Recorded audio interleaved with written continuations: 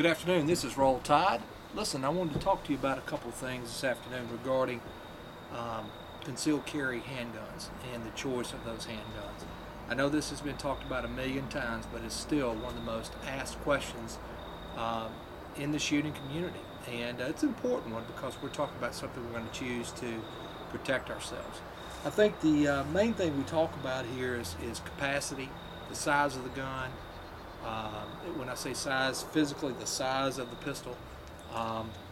The gun that I find that covers most of the bases for me is the Glock 19. This is the compact, not the subcompact, but the compact version of the Glock.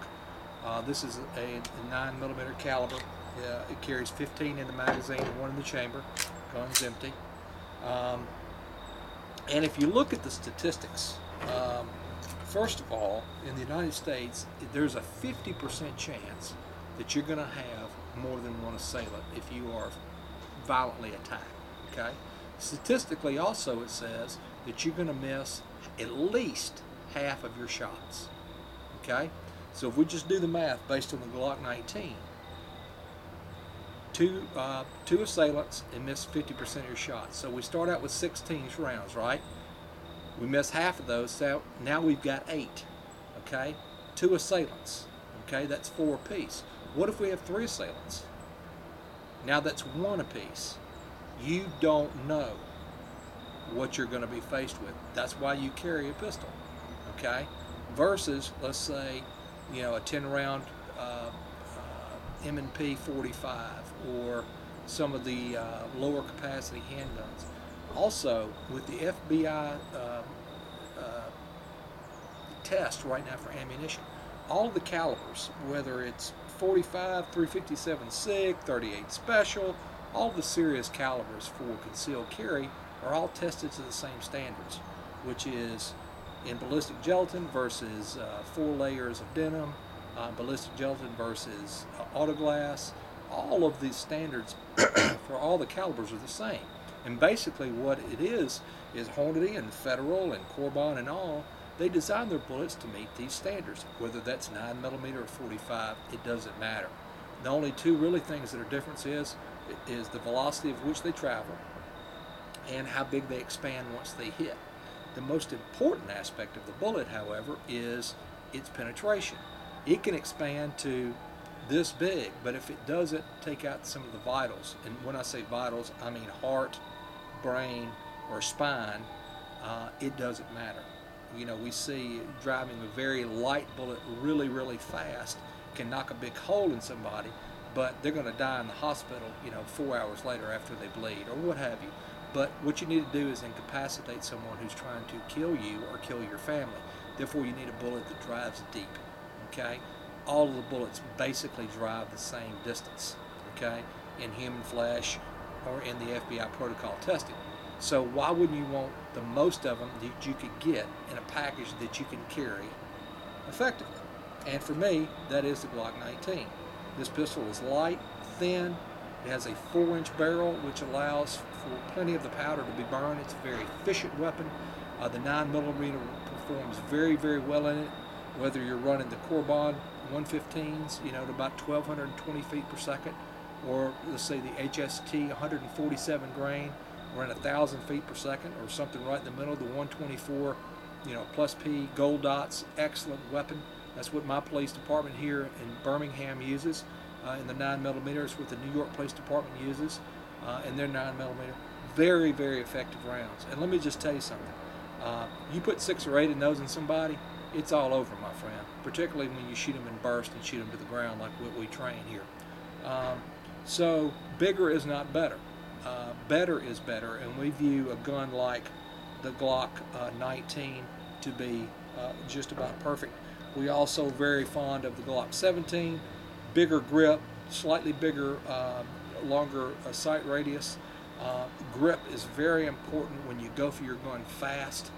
You want plenty to grab a hold onto. Some of these smaller pistols that don't have a very big grip, you cannot grab effectively and get a proper firing grip on them like you would if your life depended on it. And we can talk more about appendix carry, the advantage of appendix carry and some of the things that we do there. particularly as it relates to the type of pistol that you want. Actually, a larger pistol in some cases, like the 17, may be more effective in the appendix carry than the smaller guns. Bigger grip and longer sight radius actually allow the gun to fit in your waist a little bit better and allows you to get your purchase on the grip better.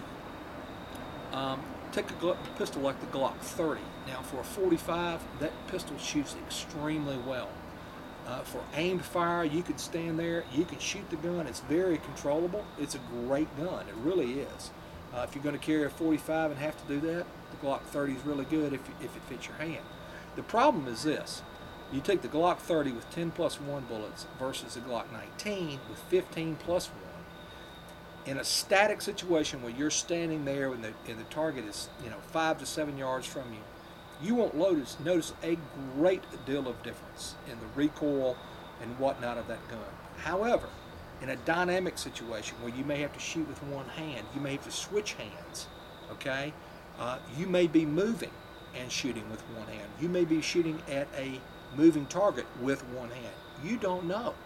These are the things you must train for. In those scenarios, the Glock 30 becomes unmanageable. You cannot get hits on target with a Glock 30, which is a fine pistol, don't get me wrong, like you can with a Glock 19. It just, the math, it just does not work. Also, you've got about, 35% less bullets to use. If a guy's shooting at you, you want more bullets. That's a fact. Look at all the evidence that comes out when we put people under stress using airsoft guns. People shoot, they're on the trigger so hard until the problem is solved, and that's really what happens when you're under stress, when you're in a gunfight. If somebody shoots at you, your first inclination is to run and not get shot. We've seen that over and over time with force-on-force training. It's very obvious that this is what happens. Also, more bullets is better. Not necessarily more powerful bullets, but more bullets that will get the job done. We think the 9mm covers that. We think the higher capacity 9mm for 99% of the people, hell, I'll say for all the people that we're talking about concealed carry. Concealed carry people don't have a radio to call backup. We're not looking for trouble, okay? We don't want violence. The reason why we carry a gun is protect ourselves against someone who would want to do harm to us if we indeed had to protect ourselves. We're not looking for troubles. Therefore, if trouble finds us, we're already behind the curve, okay? And therefore, you need as much explosive reaction, violence of force, which means firepower, just like the submachine gun does, putting several rounds hard and fast, burst fire in their upper chest and in the face to stop them from doing what they're doing to you or your family or your loved ones or somebody you deem appropriate to protect.